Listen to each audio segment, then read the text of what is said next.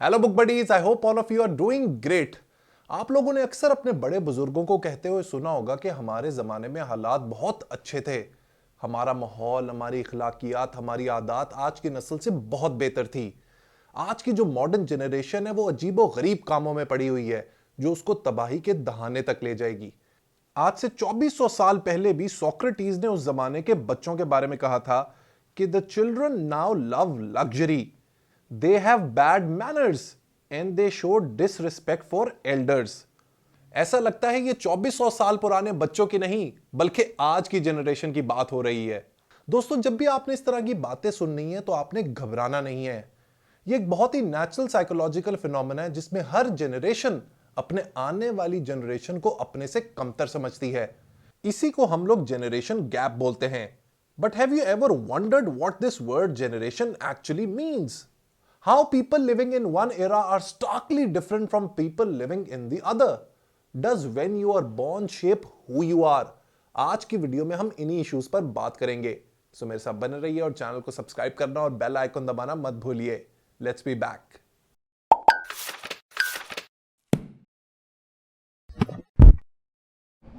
Generation gap के हवाले से प्रोफेसर बॉबी डफी ने एक जबरदस्त किताब लिखी है जिसका टाइटल है generations, does when you are born shape who you are.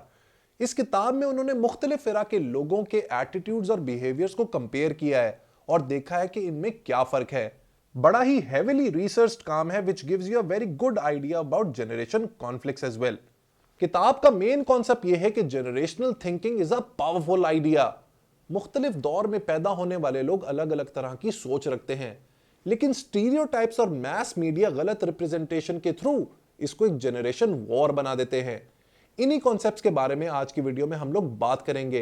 लेकिन उससे पहले दोस्तों, आप लोगों के लिए जानना यह जरूरी है कि दुनिया भर में लोग अपनी डेट ऑफ बर्थ के हिसाब से किस जनरेशन में क्लासिफाई होते हैं। यह चार्ट आपको बता देगा कि आप कौन सी जनरेशन से बिलोंग करते हैं। इसमें सबसे पहले है प्री वॉर जनरेशन, यानी कि वो लोग जो वर्ल्ड वॉर 2 के इख्तिताम से पहले पैदा हुए, यानी कि बिफोर 1945। इस एज ब्रैकेट में ज्यादातर हम लोगों के ग्रैंड पेरेंट्स आते हैं।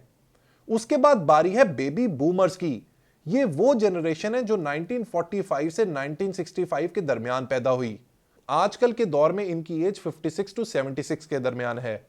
हम में से ज्यादातर लोगों के पेरेंट्स बेबी बूमर्स ही हैं। उसके बाद बारी है जनरेशन एक्स की।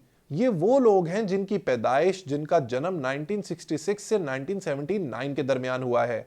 These people today are in the age range of 42 to 55। उसके बाद बारी है द ग्रेट मिलेनियल्स की, जिसको सबसे बिगड़ी हुई नस्ल कहते हैं। ये वो लोग हैं जिनकी बर्थ 1980 से 1995 के दरमियान हुई है और करंटली ये एज ग्रुप में है 26 to 41। I am a millennial myself. और फिर बारी है रेस्टलेस जनरेशन जी की, जिनको हर चीज इंस्टेंटली चाहिए। ये वो लोग हैं जिनकी पैदाइश 1996 से 2010 के दरमियान हुई है and their current age is between 11 to 25। इसके अलावा एक और जनरेशन है जो रिसेंटली इंडक्ट हुई है और वो है जनरेशन अल्फा।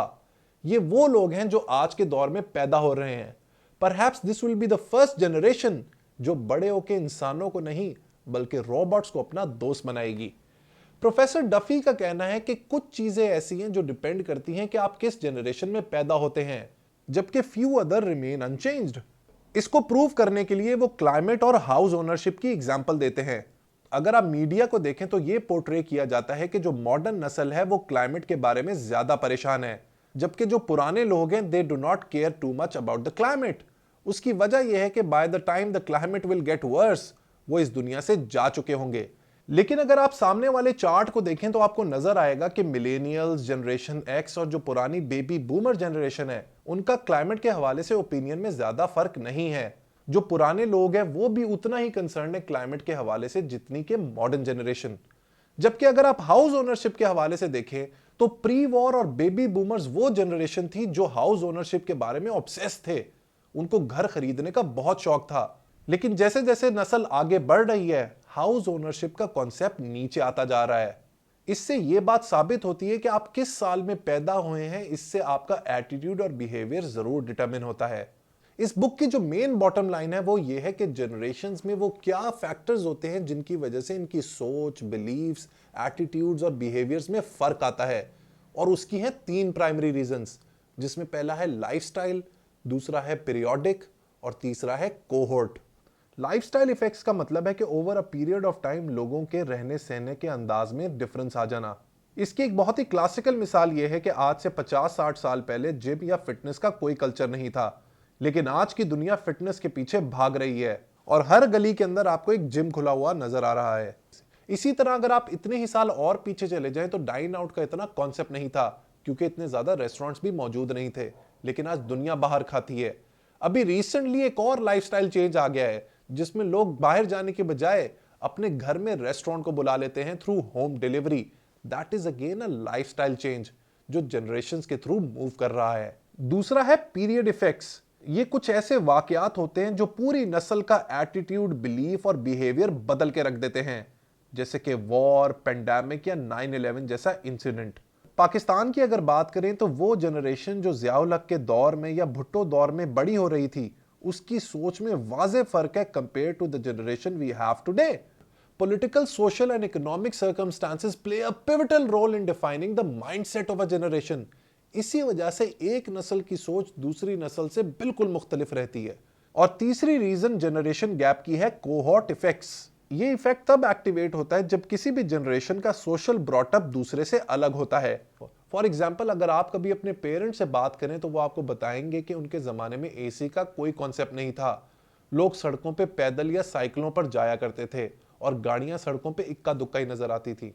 लेकिन आज की जनरेशन डंकिन डोनट्स, उबर, करीम के साथ ग्रो अप कर रही है, सो दोनों की सोच में फर्क आना शुरू हो जाता है। There is a huge gap between the privileges of each generation, तो फर्क तो आएगा ना। ये पूरी किताब चार्ट्स, डेटा और ग्राफ से भरी पड़ी है, जिसमें प्रोफेसर बॉबी ये बयान करने की कोशिश करते हैं कि वो कौन सी चीजें हैं, वो कौन से एटीट्यूड्स हैं जो हमारे डेट ऑफ बर्थ पे डिपेंड करते हैं, और वो कौन सी बातें हैं जो इन सब से इंडिपेंडेंट हैं। इनकी मेन फाइंडिंग ये है कि जनरेशन गैप, जनरेशन वॉर और जनरेशन कॉन्फ्लिक्ट ज्यादातर एक मिथ है, एक स्टीरियोटाइप है जिसको मीडिया ने ज्यादा प्रोपेगेट किया हुआ है। वरना over the course of last many years generations में इतना गैप नहीं आया। हाँ, सोच का कहीं ना कहीं फर्क है, लेकिन बेसिक चीजें अक्रॉस जनरेशंस रिमेन कांस्टेंट। अब सवाल मेरा आप लोगों से यह है कि आपको क्या लगता है कि आपके बच्चे और आपके पोते परपोते जो हैं, जो आपकी आने वाली जनरेशन है, वो हमारे से बेहतर जिंदगी गुजारेगी या हम लोग जो इस वक्त जिंदगी गुजार रहे हैं वो बेहतर होगी? ये बात आपने मुझे कमेंट सेक्शन में प्रॉपर आर्गुमेंट्स के साथ समझानी है। I look forward to your comments. That's it for today.